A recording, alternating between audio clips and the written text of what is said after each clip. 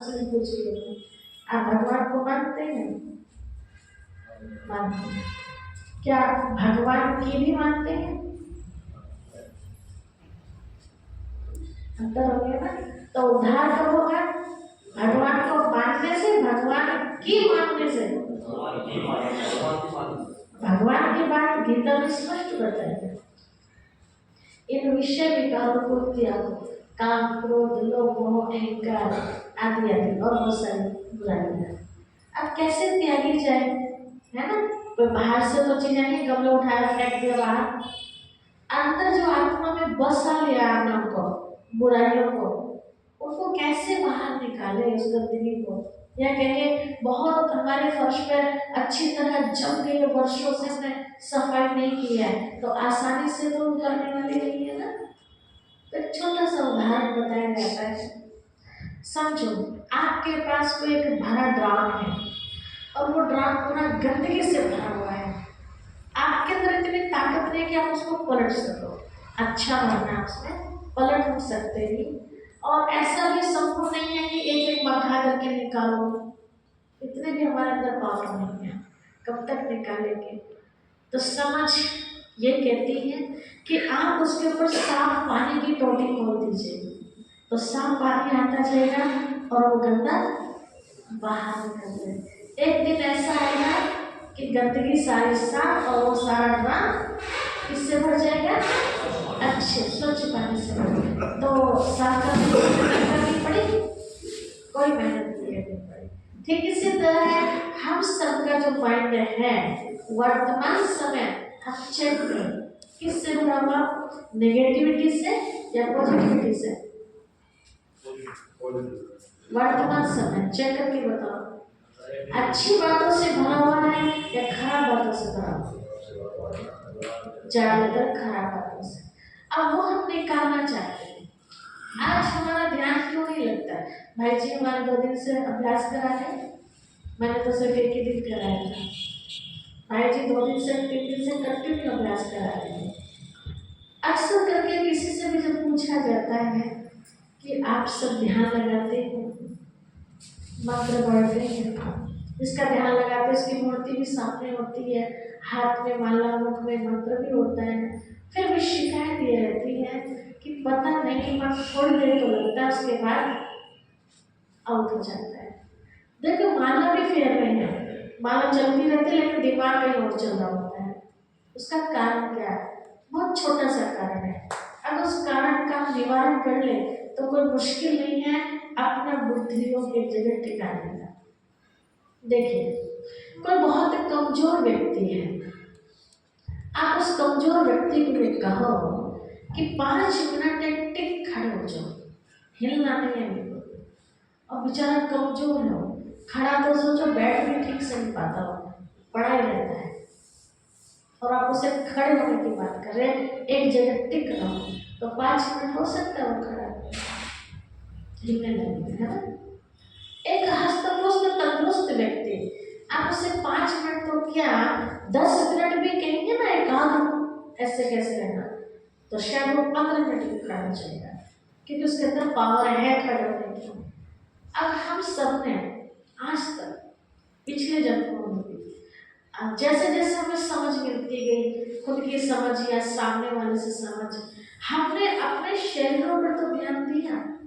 हमारी माँ ने कहा बेटा ये घिया बहुत अच्छा है, तो अमरूद खाएगा पेट साफ हो जाएगा, सेब खाइए, खा वो खा। शरीर के ऊपर तो पूरा हमने ध्यान दिया, दूध दही आदि सब कुछ दिया, हस्तपुष्ट रखा, हमें पता इस समय कहाँ देना है। लेकिन कभी अपने ऊपर भी ध्यान दिया कि मुझे भी कुछ चाहिए? जैसे भाई जी ने उदाहरण दिया कि शरीर हमारी क्या है? एक गाड़ी है, एक रथ है, इसके अंदर मैं आत्मा रथवान हूँ।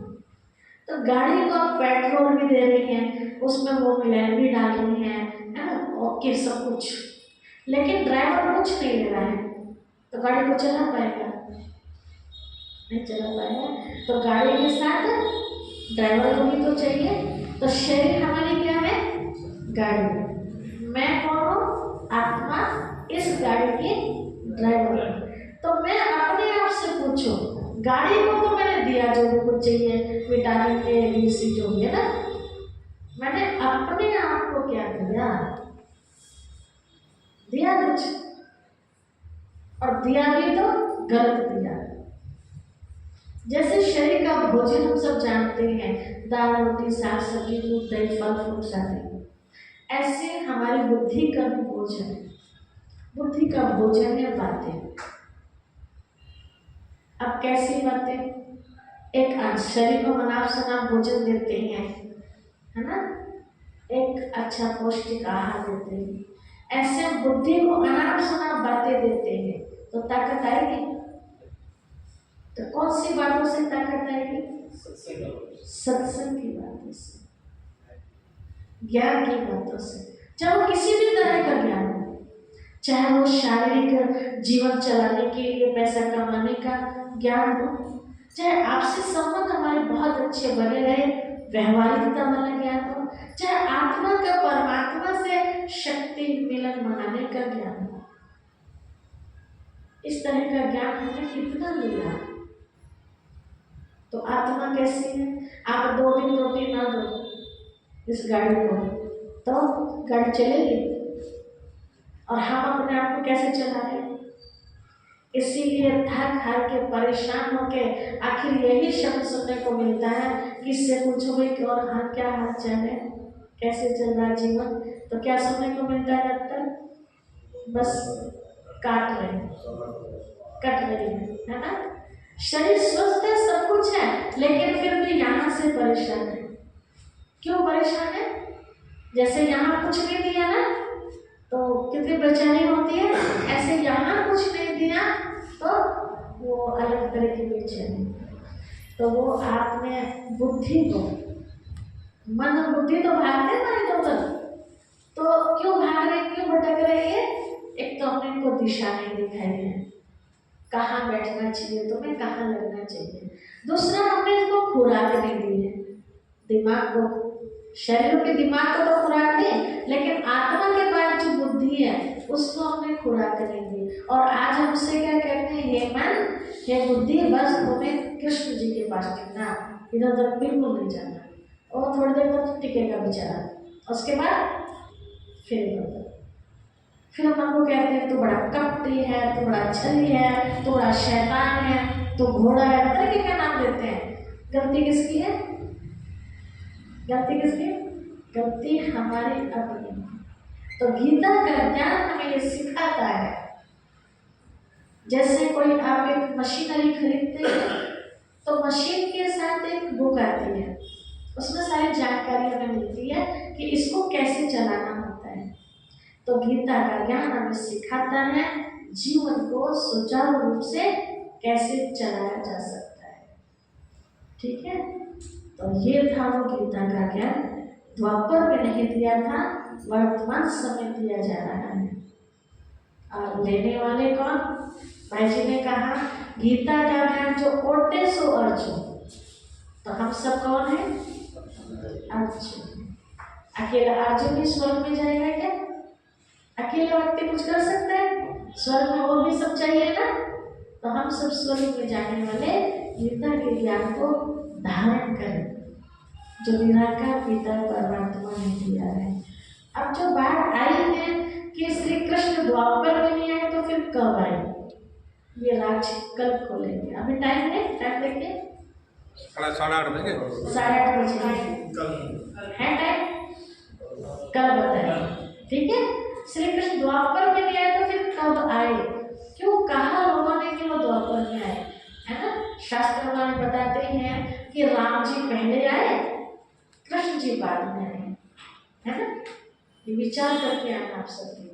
श्री कृष्ण 16 कला संपूर्ण, राम जी 14 कला संपूर्ण। धरती पर पहले कौन आना चाहिए? 16 कला वाला या 14 कला वाला? ये क्वेश्चन मैं आपके ऊपर छोड़ देती हूँ, ठीक है। इसका आंसर मुझे लाइए। क्लियर हो गया? गीता का भगवान निराकार परमात्मा पिता है, ना कि श्री कृष्ण। गीता का ज्ञान श्री कृष्ण बनने वाली आत्मा ने लिया था। जैसे कोई बच्चा डिग्री लेता है तो डिग्री लेने से पहले वो पढ़ाई पढ़ता है, क्या जब डिग्री उसको मिल जाती है फिर भी पढ़ाई करता है? और चीजों की नॉलेज तो लेगा, लेकिन उस डिग्री की तो नॉलेज नहीं लेगा ना। तो श्री कृष्ण जी जो है वो एक डिग्री है। तो श्री कृष्ण बनने वाली आत्मा ने पहले वाले जन्म में गीता का ज्ञान लिया और अपने अंदर दिव्य गुणों को धारण किया, उन्होंने कृष्ण वाला पद प्राप्त कर लिया। तो फिर तो जरूरत ही नहीं ना उनको। अब कंस और कृष्ण का युद्ध हुआ कि नहीं, राम और रावण का युद्ध हुआ कि नहीं, ये सारी चीजें कल आपके सामने रखी जाएगी। ठीक है। ओम शांति।